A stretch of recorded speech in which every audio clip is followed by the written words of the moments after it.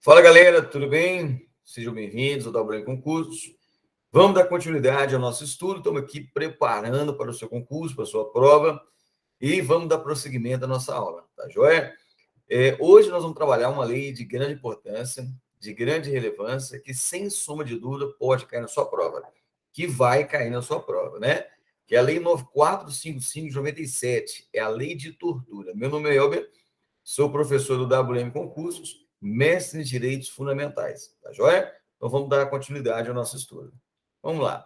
Antes da gente entrar na Lei 9455 de 97, lei de tortura, vamos contextualizar. A previsão que não se pode realizar a prática de tortura tem por base os documentos mais importantes, né, que o Brasil foi signatário, que é a Declaração Universal dos Direitos Humanos, né? E ela é de 10 de dezembro de 1948. Lá no seu artigo 5º estabelece que ninguém será submetido à tortura, nem a tratamento ou castigo cruel, desumano ou degradante. Ou seja, proíbe quaisquer formas de acepções, né, no que tange a falta da dignidade, né, o desrespeito à dignidade das pessoas, a tortura, né, torturar alguém como forma de assegurar, às vezes, um certo direito fundamental, né? Nada justifica a prática de tortura, né? Então, a base nós temos aqui nesse documento, né, na Lei 94.597, a gente tem bem atrás mesmo que a Declaração Universal dos Direitos Humanos, que ela é de 1948, tá joia? E lembrando também que nós temos essa previsibilidade, a nossa Constituição de 88, seu artigo 5º, inciso 3º, que fala que ninguém será submetido a tortura nem a tratamento desumano ou degradante. Olha que interessante, aqui no caso interno sabemos que a tortura, então, ela é uma questão absoluta. Não há exceção para a prática de tortura nem no ordenamento jurídico brasileiro, nem as questões internacionais, né? Então, por exemplo, mesmo no caso de uma guerra declarada, não há que se ter a prática da tortura. Nós temos aí várias convenções, Convenção de Haia, de Genebra, né, que delimita as regras até no questões de guerra, né? Mesmo, então, em situações de guerra, não há que se falar na prática de tortura, que isso viola, né, a dignidade humana do ser humano, né?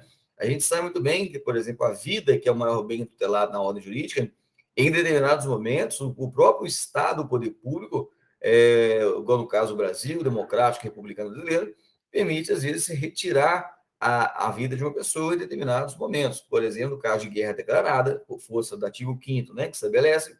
No caso, por exemplo, no caso de legítima defesa, artigo 23 e 25 do Código Penal, e artigo 28, por exemplo, no caso daquele aborto, quando a vítima foi realizada por meio da prática de estupro ou quando for necessário para a defesa, para a garantia da vida da mulher, né, da mãe da gestante. Então, a vida é o maior bem tutelado. Em determinados momentos, ela pode ser retirada com um objetivo, um bem maior, né? Agora, quando se trata da tortura, não há que se falar em exceção. É um direito aqui absoluto, não há que se falar em tortura, mesmo no caso de guerra declarada. Tá joia? Então, vamos no artigo 1º. Então, vamos ver, então, propriamente dito, o que é a tortura. Então, a primeira coisa é estabelecer pela tortura as regras aí, para que a gente possa entender. A tortura, primeiro, para que nós possamos entender, é um crime comum. Quando eu falo que é um crime comum, qualquer pessoa pode praticar, né? Pode ser praticado por uma mãe relacionada a um filho, pode ser relacionado a um filho para com um pai idoso, um enfermeiro para com um paciente, pode ser também um agente da lei para com um preso, aquele que foi detido e capturado. Ou seja, não é um crime relacionado a uma conduta somente praticada por servidores, inclusive na área de segurança pública, como as polícias, né? As polícias militares, civis, a Polícia Federal, a Polícia Penal, né? A Guarda Municipal, que está lá no artigo 144, parágrafo 8º, com uma instituição que vem guarnecer, proteger os bens e serviços das nações do município. Ou seja, não é somente os agentes públicos que cometem crimes, por exemplo, de tortura, né? Mas qualquer pessoa, que pode ser tanto o autor quanto a vítima, qualquer pessoa. Então, vamos lá. Primeira situação, então, da lei de tortura. Artigo 1º estabelece que constranger constitui crime de tortura. Artigo 1º, inciso 1º. Constranger alguém com emprego de violência ou grave ameaça, causando sofrimento físico ou mental. Gente, quando eu falo constranger, entende-se que, né, quando constrange uma pessoa, quer dizer que ela está sendo intimidada, ela está sendo coagida, ela está sendo forçada, né? Alguém com emprego de violência ou grave ameaça. Professor, o que seja uma violência propriamente dita? É uma violência física, por exemplo, soco, pontapés, choques elétricos, pauladas, chicotadas, submersão temporária de água, prisão. Né? Ou seja, totalmente ali, eu denigro mesmo a incolumidade, né? A integridade física da pessoa. E ou grave ameaça. Professor, é qualquer tipo de ameaça? Não, é uma grave ameaça. Por exemplo, que visa ameaçar, por exemplo, a integridade, a incolumidade da pessoa, a sua dignidade sexual, como, por exemplo, os crimes contra o estupro, contra a dignidade sexual, o estupro vulnerável, né? E lesões, né? Que possam denegrir mesmo, possam violar, né? A integridade, a incolumidade da pessoa. Então, constrangimento, aquela intimidação, aquela coação com a violência que viola mesmo a integridade, uma grave ameaça à própria integridade. E que lhe causa sofrimento físico ou mental.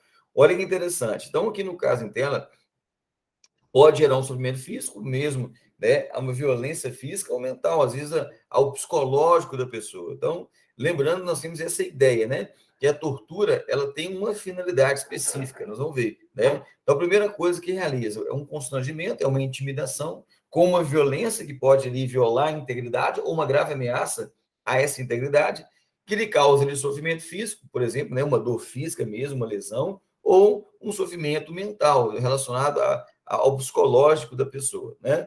Então vamos ver lá. Então, primeira coisa, constrangimento, então, físico-mental, com utilização de violência para ameaça. Letra A, com o fim de obter uma informação, declaração ou confissão de vítima de terceira pessoa. Então, lembrando que aqui no caso nós chamamos de tortura-prova, né? Constrange uma pessoa com a finalidade de que aquela pessoa ela te dê uma informação, uma declaração, uma informação, seja qual ela for, uma declaração pode ser escrita ou pode ser verbal, ou uma confissão, né, da vítima de terceira pessoa. Então, olha que interessante, realiza o constrangimento, essa intimidação, por meio dessa violência ou grave ameaça, com a finalidade de obter uma informação, declaração ou confissão. Então, isso a gente chama de tortura-prova. Olha que interessante, nós temos uma diferença que isso pode cair na tua prova, da nova lei de abuso de autoridade, que é a lei 13.869 de 2019, que lá no seu artigo 13 estabelece o quê? Olha lá, constranger o preso ou detento, mediante violência ou grave ameaça, ou redução de sua capacidade de resistência, vamos lá no inciso terceiro, produzir prova contra si mesmo ou contra terceiro. Então, olha só, tem uma proximidade muito dessas duas condutas. Aqui na tortura tem a finalidade, o mesmo constrangimento por violência para ameaça, mas só que na tortura, para fim de obter uma informação, declaração ou confissão. E lá na lei de abuso de autoridade, nova lei, no seu artigo 13, no inciso terceiro, fala que vai constranger também com violência e grave ameaça. Aqui a diferença é que nós não temos lá que gera um sofrimento físico-mental. A lei de abuso de autoridade não colocou isso, que gera um sofrimento físico-mental.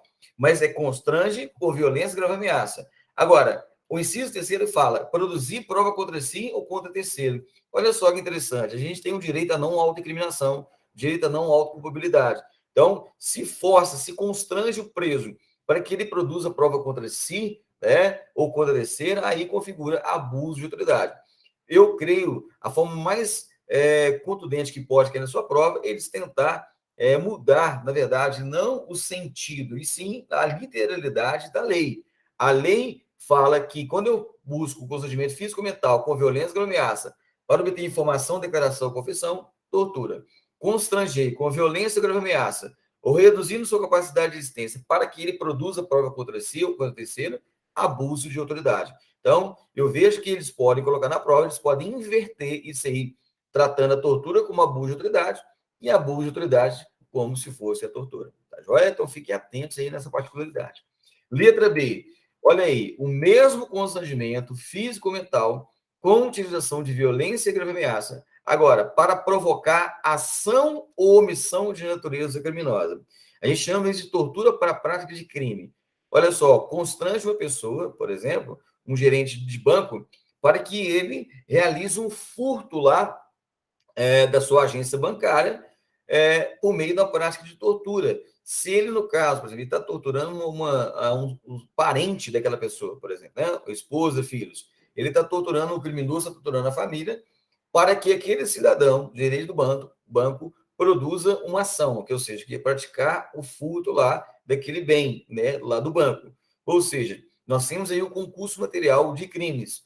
O criminoso ele vai responder tanto pela tortura, tanto pelo crime que aquele cidadão, ora, praticou, né? Lembrando que o cidadão que praticou o crime de furto, ele não vai ser responsabilizado, uma vez que ele foi coagido, né, a praticá-lo. Ou seja, há uma situação de inexigibilidade e inexigibilidade de conduta diversa. Não tinha como exigir dele tal conduta que não seja aquela de praticar o furto, porque a família dele, por exemplo, estava sendo ali relacionado com uma conduta da prática de tortura, né? Estava sendo constrangido com violência, com ameaça.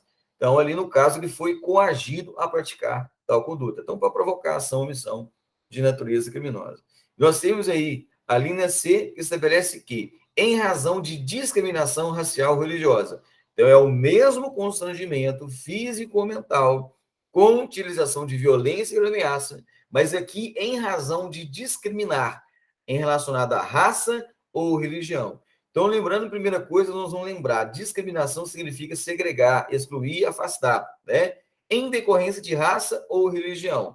Aqui, pessoal, para que nós possamos distinguir da lei de racismo, a lei 7716 de 89, a lei de racismo, estabelece que a discriminação pode ser relacionada à raça, também à religião. Mas lá não há um emprego da violência e grave ameaça. Por exemplo, cerceia direitos fundamentais. Um exemplo, um cidadão ele não vai entrar no restaurante, né? O dono do restaurante não deixa, porque ele, por exemplo, ele é judeu, porque ele é muçulmano.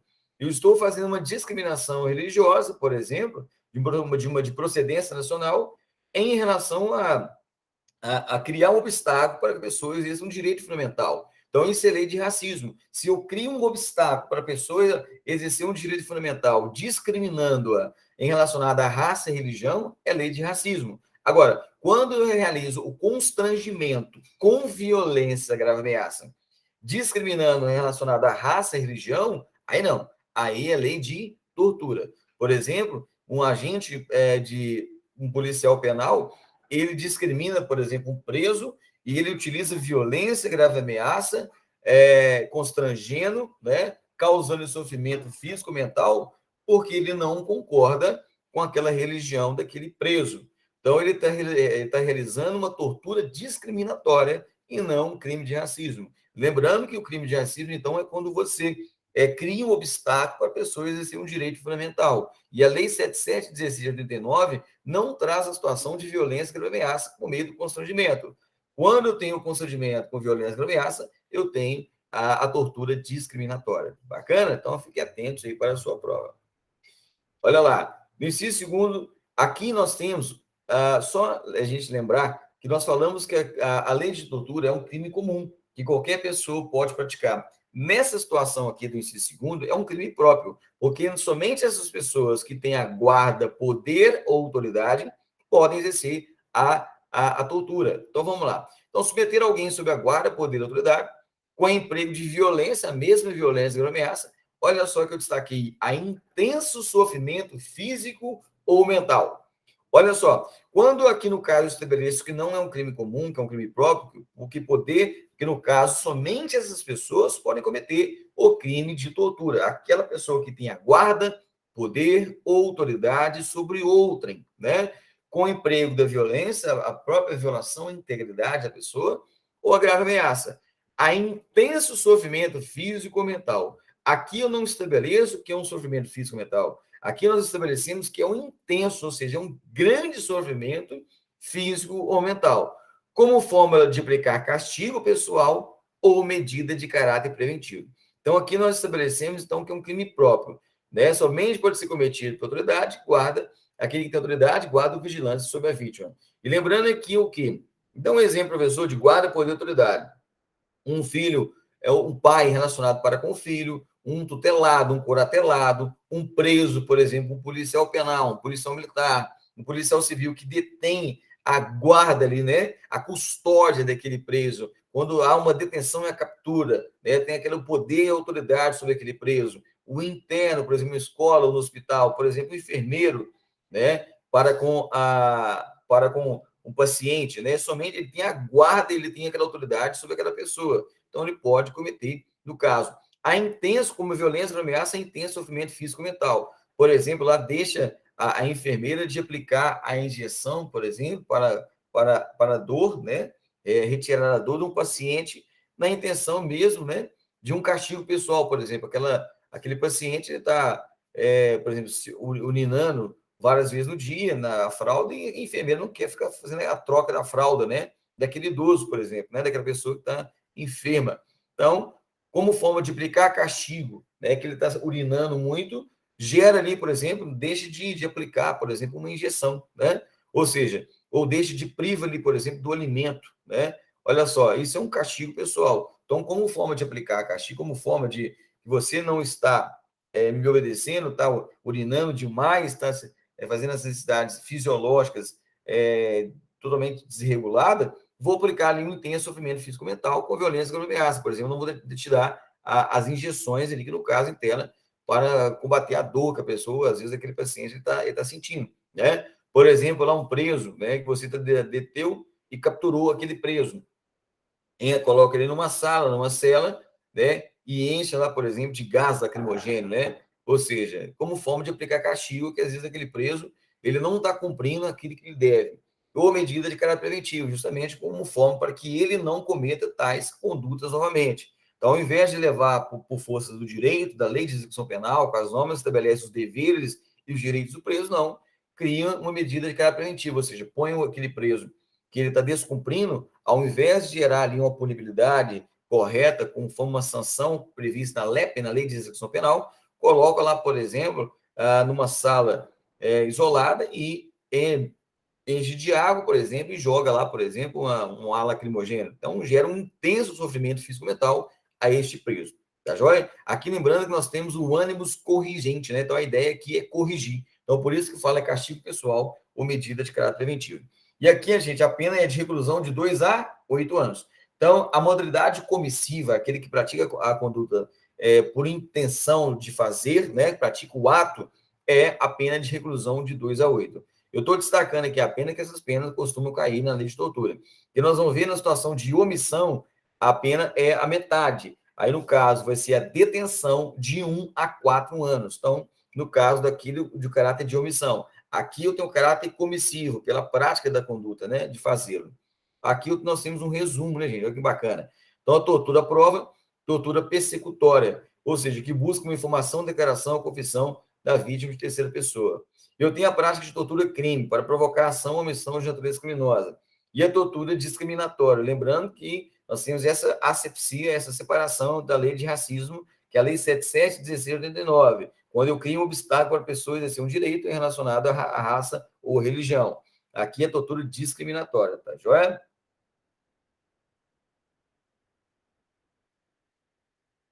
E a tortura castigo como forma de aplicar um castigo pessoal ou medida preventiva. Lembrando que aqui no caso a pessoa é um crime próprio e aqui ele tem a guarda, poder e autoridade sobre a pessoa. Tá joia? Para primeiro estabelece que na mesma pena incorre quem submete a pessoa presa. Olha aí, então nós temos aqui uma situação, aquele voltado para aquele dentro do sistema de perseguição criminal. Olha lá, submete a pessoa presa ou sujeita a medidas de segurança a sofrimento físico-mental por intermédio de práticas de ato não previsto em lei ou não resultante de uma medida legal. Olha que interessante, na mesma pena, ou seja, qual pena? De 2 a 8 anos de reclusão. Quem submete a pessoa presa, ou seja, aquela pessoa que está detida, capturada, ou a sujeita a medida de segurança. Professor, quem que é essa pessoa que está sujeita a medida de segurança? É aquele internado em hospital de custódia e tratamento, chamado de inimputável. É aquele que está no sistema ambulatorial. É aquele que teve, por exemplo, uma absorção imprópria. É aquele que é doente mental, aquele que, pelo ato que ele praticou, por exemplo, ele matou a pessoa, mas pela sua capacidade, ele não tem a capacidade plena de entender, né, o fato ilícito ou de determinar-se conforme aquela conduta, ou seja, ele não, no entendimento dele, ele não praticou o crime. Então, ele é o inimputável. Então, ele está sob medida de segurança. Ele não vai para o sistema prisional, e sim vai para o sistema ambulatorial, sistema hospitalar para tratamento, né? Então, essas pessoas que estão presas, ou seja, está cesseado o seu direito de ir e vir, submetida ao cárcere ou sujeita a medida de segurança, gera, então, a um sofrimento físico-mental por intermédio de prática de ato não previsto em lei, ou seja, não tem a previsibilidade dentro do princípio da legalidade, não tem a previsão legal. Professor, me dá um exemplo de um preso quando ele é levado a um sofrimento físico-mental com prática de um ato não previsto em lei, por exemplo, a solitária. Nós sabemos que a Lei de Execução Penal, a Lei 7210 de 84, não estabelece solitária, é proibido, não há que se falar em solitária. A gente vê muito isso em filme americano, a solitária é proibida. Ou não resultante de uma medida legal. O que nós temos aqui no artigo 52, na Lei de Execução Penal, é o RDD, o Regime Disciplinar Diferenciado. O que é um ato não resultante de uma medida legal aplicada a uma pessoa presa, por exemplo, professor? É quando o RDD, por exemplo, ele é aplicado pelo diretor do estabelecimento sem autorização do Poder Judiciário. Lembrando que o RDD não é um regime de progressão de pena, e sim uma sanção disciplinar. Então, no caso do RDD, tem a sua formalidade legal. Inclusive, o RDD vai ser aplicado pela autoridade judiciária, o juiz da vara de execuções penais. Agora, me vem lá, por exemplo, o diretor do estabelecimento e aplica o RDD, inclusive, e nem dá o caráter de dar conhecimento, né, ao Poder Judiciário, ou seja, é um ato, tá levando um sofrimento físico ou mental com um ato não resultante de uma medida legal, porque não tem essa previsibilidade. O juiz da vara de execuções penais que vai delimitar se cabe o RDD, tanto preventivo, ou chamado de RDD cautelar, ou aquele repressivo, no caso de algumas circunstâncias previstas. Então, isso também gera também o crime de tortura, ou seja, levar um sofrimento físico-mental, pessoa presa ou sujeita a medida de segurança, com ato não previsto em lei ou não resultante de uma medida legal, né? Então, isso aí tem que ficar atento para a sua prova. Vamos lá.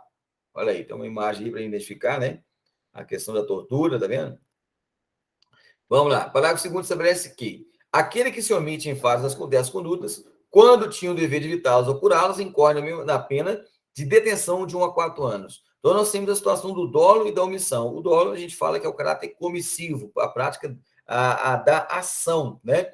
Então, a reclusão de 2 a 8. Lembrando, então, que na omissão, aquele que se omite quando tem o dever de evitá-lo. Por exemplo, o cidadão lá, a mãe de uma criança vê o pai praticando uma tortura com o filho, ela não pratica, mas só que ela vê, toma conhecimento e não evita. E não evita e nem leva conhecimento da autoridade competente. Não chama ali a autoridade de polícia ostensiva, né, polícia militar, para deter e capturar o pai na situação pela prática de crime. Então, o que a mãe faz? Ela se omite. Então, no caso dessa omissão, né, vai responder detenção de 1 a 4 anos. Então, lembrando que o bizu, o macete, sempre no caso, a metade. No caso de comissão, pela prática da conduta, né, aquela prática intencional de fazer o que o cidadão pratica, né, é reclusão de 2 a 8. E na omissão, de detenção de 1 a 4. Bacana? Então, fiquem atentos aí. Olha lá.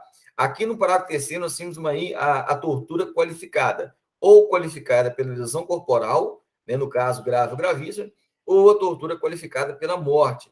Então, quando for lesão corporal grave ou gravíssima, por força do 129, parágrafo 1º e 2º do Código Penal, a lesão corporal grave ou gravíssima, nós temos aí a reclusão de 4 a 10 anos, né? Nós temos as qualificadoras. E se, no caso, a qualificadora se gerar o resultado morte, a reclusão aí vai ser de 8 a 16 anos. Interessante que aqui nós fazemos uma separação, uma dicotomia do que tange a tortura qualificada pela morte, né, que é nesse caso, quando a pessoa pratica, qual que é a finalidade do cidadão, né? O ânimos decandi, a vontade, o elemento subjetivo do crime é torturar. E de maneira culposa a pessoa acaba morrendo. Então eu tenho uma tortura qualificada pela morte, porque o ânimos decandi, a intenção do agente era torturar. E ele torturou tanta pessoa que a pessoa morreu. Então eu tenho uma tortura qualificada pela morte. Inclusive nós chamamos isso de crime pré-terdoloso, que eu tenho o dolo no antecedente, ou seja, na primeira conduta, e a culpa no consequente, ou seja, causas supervenientes. No caso, a pessoa morreu, no caso, né, via de regra, pela culpa. Então, nós temos o chamado crime pré-ter doloso, que é a tortura qualificada pela morte. Diferentemente do homicídio qualificado pela tortura. Nós temos a situação da hediondeza aí, né? A hediondeza aí, do homicídio qualificado pela tortura. Aqui o que muda, na verdade, é a intenção do agente. Quando o cidadão, ele pratica tortura, a intenção dele é torturar. E se a pessoa morrer, ou seja, relacionado à culpa, tanto que a pessoa torturou, que a pessoa morreu. Então, eu tenho a tortura qualificada pela morte. Agora, quando o cidadão ele tem a intenção de matar e o meio que ele utiliza, né, o modo que ele utiliza é por meio da tortura, então, no caso, eu tenho um homicídio qualificado pela tortura. Inclusive, aí, as competências jurídicas, né, do Poder Judiciário são diferentes. A tortura qualificada pela morte, inclusive, é competência da justiça comum. Agora, diferente do homicídio qualificado. Nós temos chamados crimes dolosos contra a vida. A tortura, desculpa, o homicídio, o infanticídio, o aborto em suas situações e a indução e instigação ao suicídio. Então, esses crimes, eles são de competência do tribunal do júri. Então, o homicídio qualificado é tortura. E qual que é o ânimos decandi? Qual que é a intenção? Qual que é o elemento subjetivo do crime? Era torturar ou matar? Então, isso você tem que saber diferenciar para a prova. Lá na prova, eles vão te dar essa ideia. Eles podem te dar o caso que o cidadão queria matar. Opa, se ele queria matar, então você esquece da tortura ainda para o homicídio. Agora, o cidadão queria torturar e a pessoa acabou morrendo. Então, peraí, então eu tenho a tortura qualificada pela morte. Então, é chamado também de crime pré-ter doloso. Tá joia? Então, fique atento a isso aí. Esse parágrafo 4 costuma cair muito em prova. Nós temos aqui as majorantes. Aumento de pena de 1/6 até 1/3. Decore isso aqui, pessoal, isso cai na tua prova. Se o crime é cometido por agente público. Então, se um agente público ele comete um crime, nós temos uma majorante de 1/6 até 1/3. Então, lembrando que ele é o autor do fato. Se ele for a vítima, não tem a majorante. Tá joia? Inciso segundo, isso cai muito em prova. Se o crime é cometido contra criança, olha lá, adolescente, nós temos a proteção do Estatuto da Criança e Adolescente, né? A questão da vulnerabilidade do menor de idade. Então, se é cometido contra criança, adolescente, aí vamos lá colocar, então, a gestante. Professor, por que o senhor destacou que gestante? Porque lá na tua prova, eles não colocam gestante, eles colocam mulher. Não, nós temos a mulher na situação de gravidez, de gestação. Então, vai ter um aumento de pena se a mulher estiver grávida no caso da prática da tortura. Beleza? Então, lá na prova, ao invés de colocar gestante, eles põem mulher para te confundir. Não, não é mulher, e sim gestante. Portador de deficiência. Aqui colocou de maneira lato, né? Qualquer deficiência, pode ser físico, mental, sensorial ou intelectual. Nós temos essa previsibilidade da Convenção sobre o Direito da Pessoa com Deficiência, onde o Brasil foi signatário, que corroborou na Lei 13.146 de 2015, que é o Estatuto da Pessoa com Deficiência, né? Então, tem essa proteção também. Aqui também cai muito na prova, semelhante aí à Lei 10.741 de 2003, que é o Estatuto do Idoso. Então, se praticou lá o crime em desfavor daquele maior de 60 anos, também tem essa majorante de 1/6 até 1/3. Agora, lembrando, gente, na prova eles podem colocar 50 anos ou 70 para te confundir. Tá joia? Vamos lá. E se o crime é cometido mediante sequestro? Eu citei aquele exemplo lá, né? Quando o cidadão pratica tortura, constrangimento físico-mental, com violência ou ameaça, causando sofrimento físico-mental, para provocar ação ou omissão de natureza criminosa.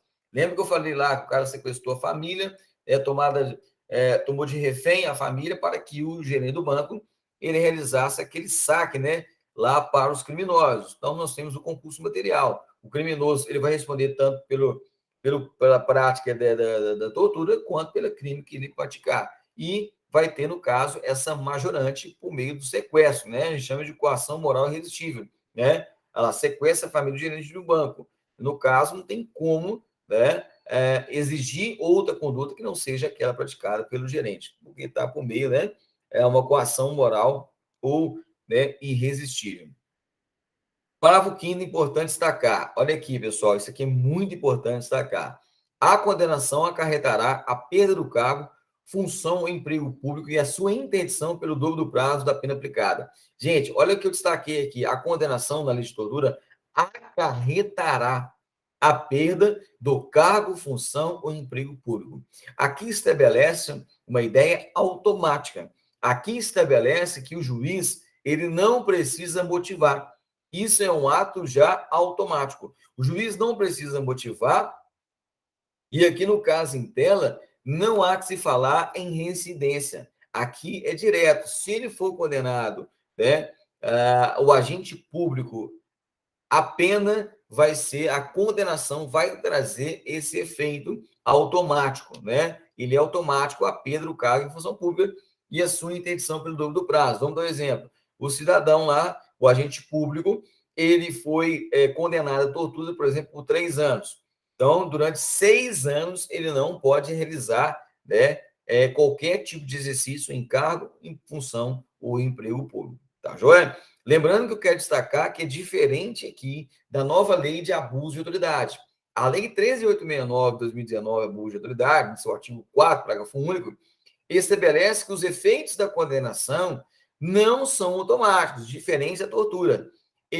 Aqui no caso da abuso de autoridade, os efeitos da condenação, a inabilitação, por exemplo, de 1 a 5 anos, e a perda do cargo, função e emprego público, vai ficar condicionadas à reincidência da prática de crime de tortura e não são automáticos. Ou seja, tem que ter ato motivado da autoridade judiciária. O juiz tem que motivar na sentença. Então, olha aí, nós temos essa separação.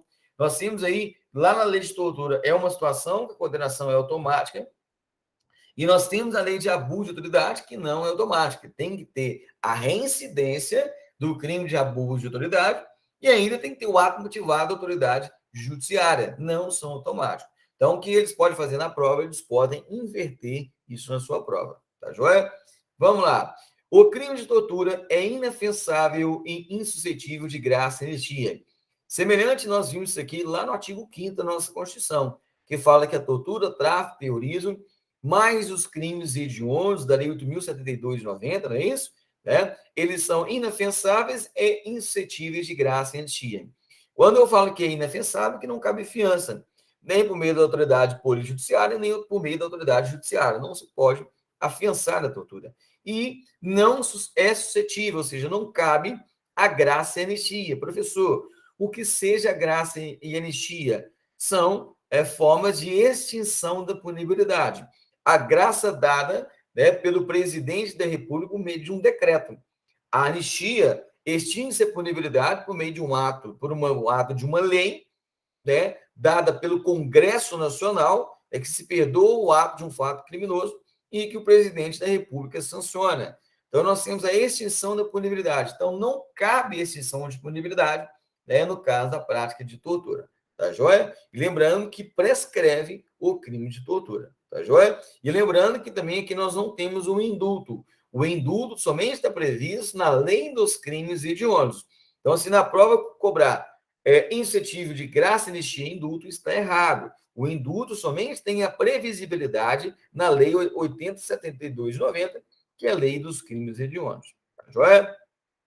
Lá no seu parágrafo 7 estabelece: o condenado por crime previsto nessa lei, salvo na hipótese do parágrafo 2º, iniciará o cumprimento de pena em regime fechado. Olha só. Então, via de regra, a lei estabelece que aquele que pratica a ação, a conduta comissiva, vai responder inicialmente o cumprimento de pena em regime fechado, né? Agora, e aquele que se omite, quando pode evitar ou apurar, levar ao conhecimento da autoridade competente, detenção de 1 a 4 anos. Qual que é o início de cumprimento de pena? Não fala. A lei coloca uma ausência normativa, existe uma lacuna. Então, aquele que comete o crime de tortura da modalidade comissiva, que é a regra, que é de reclusão de 2 a 8 anos, ele, no caso, vai iniciar o cumprimento de pena no regime fechado. Agora, e no caso de omissão, não fala, existe uma lacuna normativa, tá joia? Aqui não vou adentrar muito as questões jurisprudenciais, as questões doutrinárias ao entendimento majoritário, que, inclusive, isso aqui está caindo por terra, essa obrigatoriedade de iniciar no cumprimento do regime fechado, tá joia? Inclusive, tem um entendimento recente agora do STF que está mitigando essa ideia de iniciar o cumprimento em regime fechado. Mas, por força da literalidade da lei, né, inicia o cumprimento em regime fechado na modalidade comissiva, tá joia? não incidindo na modalidade nas situações de omissão. E para finalizar, nós temos a previsão do artigo 2º, que estabelece que o disposto nessa lei aplica-se ainda quando o crime não tenha sido cometido em território nacional. Professor, mesmo que o crime de tortura não tenha sido cometido no território brasileiro, né, pode ser aplicada a lei brasileira? Sim.